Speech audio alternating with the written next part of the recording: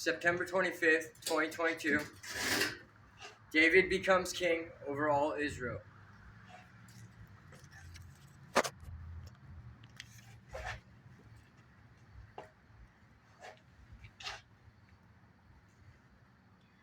Second Samuel 5.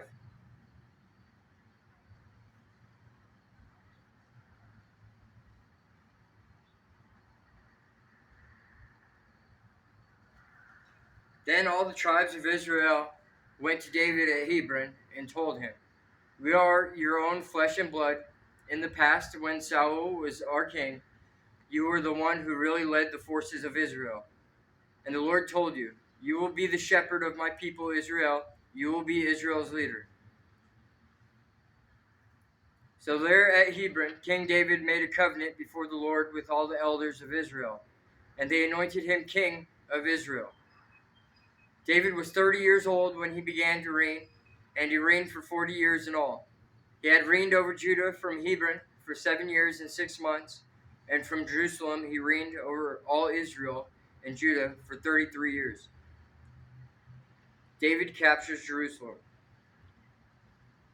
David then led his men to Jerusalem to fight against the Jebusites, the original inhabitants of the land who were living there. The Jebusites taunted David, saying, "You'll never get in here. Even the blind and lame could keep you out." For the Jebusites thought they were safe. But David captured the fortress of Zion, which is now called the City of David. On the day of the attack, David said to his troops, "I hate those lame and blind Jebusites. Whoever attacks them should strike by going into the city through the water tunnel. That is the origin of the saying, 'The blind and the lame may not enter the house.'" So David made the fortress his home, and he called it the City of David. He extended the city, starting at the supporting terraces and working inward. And David became more and more powerful because the Lord God of heaven's armies was with him.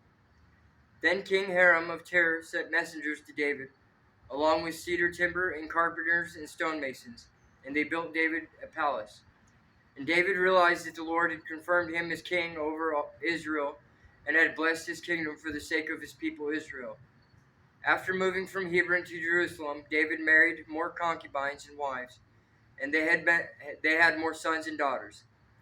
These are the names of David's sons who were born in Jerusalem: Shemua, Shobab, Nathan, Solomon, Ibhar, Elishua, Nepheg, Japhiah, Elishama, Eliada, and Eliphelet.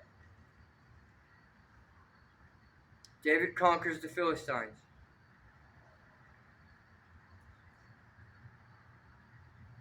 When the Philistines heard that David had been anointed king of Israel, they mobilized all their forces to capture him.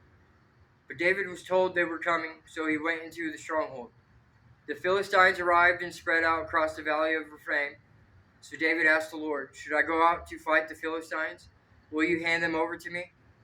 The Lord replied to David, "Yes, go ahead. I will certainly hand them over to you."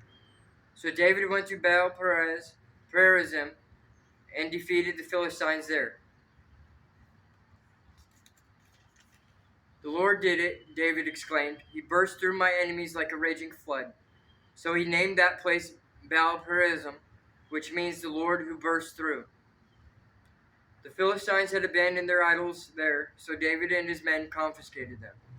But after a while, the Philistines returned and again spread out across the valley of Rephaim. And again David asked the Lord what to do. "Do not attack them straight on," the Lord replied. "Instead, circle around behind and attack them near the poplar trees. When you hear a sound like marching feet in the tops of the poplar trees, be on the alert. That will be the signal that the Lord is moving ahead of you to strike down the Philistine army." So David did what the Lord commanded, and he struck down the Philistines all the way from Gibeon to Gezer. In Jesus' name I pray, amen.